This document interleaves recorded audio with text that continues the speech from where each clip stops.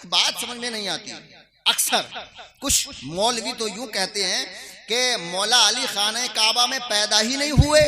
صحیح بات ہے، کہتے ہیں اور میں نے جواب بھی دیا ہے، ریڈ کراس لگا دیا ہے. خانہ کعبہ میں پیدا نہیں ہوئے. کیوں بھائی، تمہیں پریشانی کیا ہے اگر خانہ کعبہ میں پیدا ہو جائے تو؟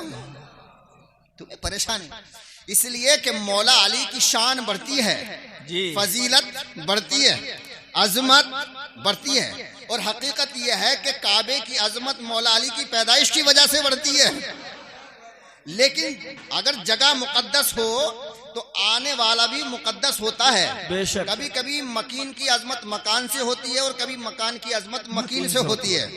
تو سامعین محترم، تو مولا کائنات علی علیہ السلام خانہ کعبہ کے اندر بیچ میں پیدا ہوئے 13 رجب کو، جمعے کے دن دوپہر کے وقت. سبحان اللہ، سبحان اللہ، سبحان اللہ. اچھا، کچھ لوگ یہ بھی کہتے ہیں کہ صاحب مولا علی کی والدہ ایمرجنسی میں، کیونکہ جب عورتوں کے بچہ پیدا ہوتا ہے اور وقت قریب ہو جاتا ہے ولادت کا، تو ان کو کچھ علامتیں ظاہر ہوتی ہیں اور احساس ہونے لگتا ہے کہ صاحب مولا علی کی والدہ محترمہ طواف کر رہی تھی. اچھا، طواف کرتی کیوں تھی؟ جی، یہ بتاؤں آپ کو. ساری عورتیں طواف نہیں کرتی تھی. جو شریف خاتونیں ہوتی تھیں، بالخصوص ہاشمی خاندان کی عورتیں، وہ طواف کرتی تھی اور وہاں کعبے کے پاس دعائیں مانگتی تھی، اے اللہ تبارک و تعالیٰ جو بھی اولاد ہو وہ نیک ہو، پرہیزگار ہو. اس لیے طواف کرتی تھی. تو حضرت علی کی والدہ محترمہ فاطمہ بنت اسد یہ بھی طواف کر رہی تھی. طواف کرتے کرتے جب ولادت کا وقت قریب آیا تو انہوں نے خانہ کعبہ سے لگ کے دعا کی، اے اللہ تو جو مجھے عطا فرمانے والا ہے اس کی برکت سے میری دعا قبول فرما. سبحان اللہ، سبحان اللہ. تو جو مجھے عطا، اس کا مطلب ہے کہ حضرت فاطمہ بنت اسد کو معلوم تھا کہ میرے پیٹ میں جو بچہ ہے وہ کوئی معمولی بچہ نہیں ہے. سبحان اللہ، سبحان اللہ. ہاں، وہ اہم شخصیت ہے جو آنے والی ہے. کیا کہنا ہے؟ اے اللہ، وہ کوئی عام آدمی نہیں ہے، وہ خاص آدمی ہے کہ جو آنے والا ہے. بس یہ دعا فرما رہی تھی. ابھی دعا ختم نہیں ہوئی تھی، کعبے کے اندر لرزہ پیدا ہوا، دیوار ہٹی اور پھٹی. کیا ہوا؟ دیوار ہٹی اور پھٹی. ایسے پھٹی جیسے کہ سٹر بیچ میں سے کھل جاتا ہے. سٹر کھلا، دیوار ہٹی، یعنی مولا کا استقبال کیا. اب فاطمہ بنت اسد اندر داخل ہو گئی. اب جیسے ہی اندر داخل ہو گئی، کیونکہ دوپہر کا وقت تھا اور لوگ بھی طواف میں مشغول تھے، اب انہوں نے دیکھا کہ ایسا تو کبھی ہوا ہی نہیں ہے کہ دیوار پھٹی ہو اور عورت اندر چلی گئی ہو. یہ عورت اندر چلی گئی. اب طواف میں جو مشغول تھے آپس میں شورغل ہونے لگا، چرچا ہونے لگا. ارے ابو طالب کی زوجہ کعبے کے اندر چلی گئی. کچھ لوگوں نے کہا کہ بھائی اگر چلی گئی تو کیا ہے، کیونکہ کعبے کے متولی تو حضرت ابو طالب ہے نا، چابی ان کے پاس ہے، لائی ہوں گی، تالا کھولا ہوگا اور اندر چلی گئی، ایمرجنسی میں چلی گئی ہوں گی. بھائی جب بچہ پیدا ہو رہا تھا تو اتنی جلدی گھر نہیں پہنچ سکتی تھی، اس لیے کعبے کے اندر چلی گئی. کہا کہ نہیں، دروازے سے نہیں گئی ہیں، چابی ان کے پاس ہے، متولی ہے، مگر دروازے سے نہیں گئی. سبحان اللہ، سبحان اللہ. لوگوں نے کہا بغیر دروازے کے کیسے چلی گئی؟ تو لوگوں نے کہا آؤ ہم دکھاتے ہیں.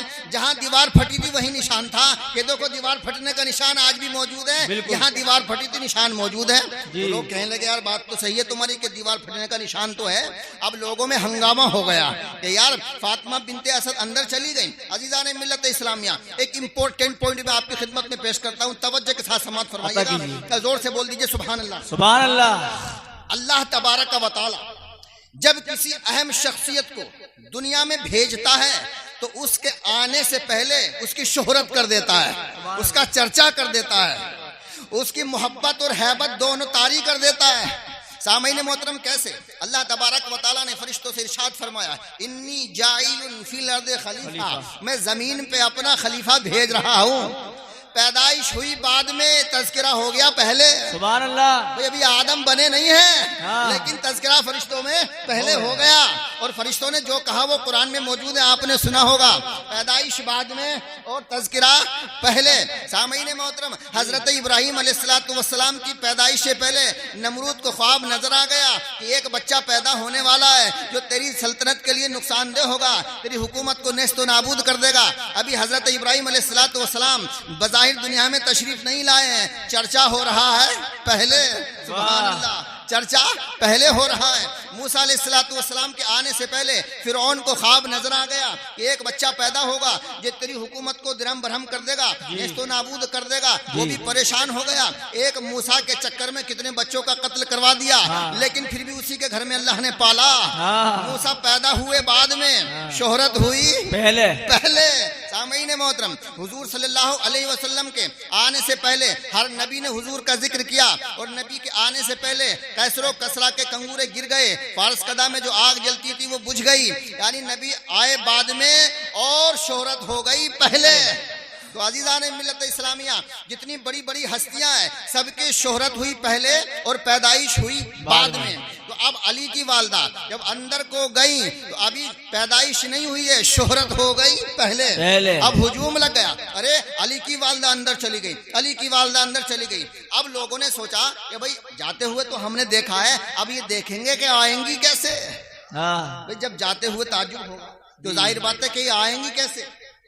سامعین محترم، 3 دن 3 رات حضرت علی کی والدہ محترمہ اور خود مولائے کائنات علی علیہ السلام کعبے کے اندر رہے۔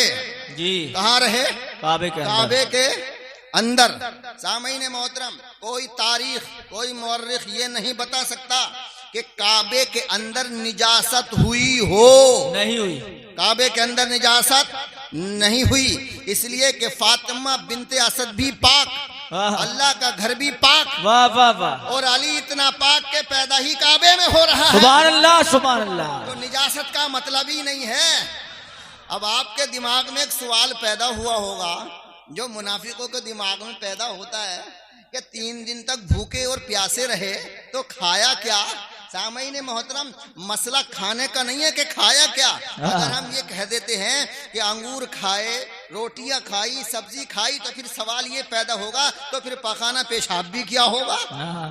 کھانے کے اس لیے پوچھتا ہے کہ تاکہ وہ اگلا سوال کر سکے۔ ہم کہتے ہیں کہ بھائی یہ اللہ کے مہمان ہیں، یہ اللہ کے مہمان ہیں، اللہ خود کھلاتا اور پلاتا ہے۔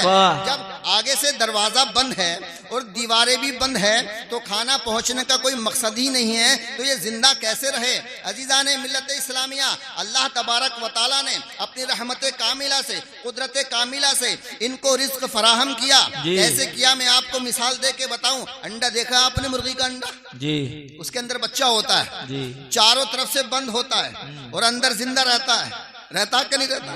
ذرا زور سے بولو یار۔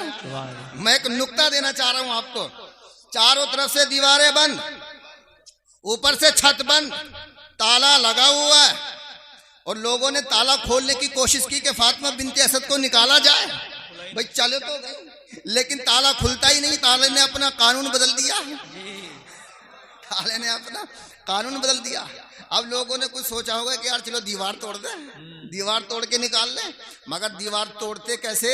معلوم تھا کہ اگر توڑنے کی نیت کی جو ہمارا حال وہی ہوگا جو ابرہہ کا ہوا ہے۔ واہ، کیا کہنا ہے؟ جو حال ابرہہ کا ہوا ہے، اگر توڑنے کی نیت کی تو وہی حال ہمارا ہوگا۔ ڈر کی وجہ سے دیوار بھی نہیں توڑی، تالا بھی نہیں کھلا، لیکن رزق پہنچ رہا ہے۔ رزق کیسے پہنچ رہا ہے؟ آپ جب جنت میں جائیں گے تو پتہ چل جائے گا۔